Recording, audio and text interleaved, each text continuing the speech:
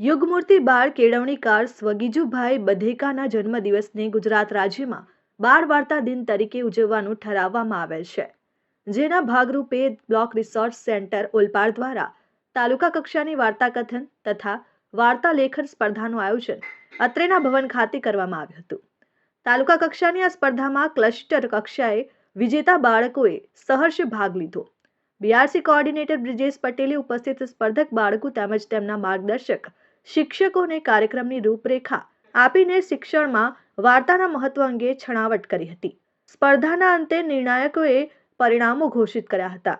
Foundational stage ધોરણ 1-2 જેનો પ્રથમ યોગીગીરી બિલકેશગીરી ગોસ્વામી, પ્રિપેરેટરી સ્ટેજ ધોરણ 3-5 પ્રથમ સાચી અજયભાઈ પટેલ, મિડલ સ્ટેજ ધોરણ 6-8 પ્રથમ અમર કૃષ્ણકુમાર તિવારી.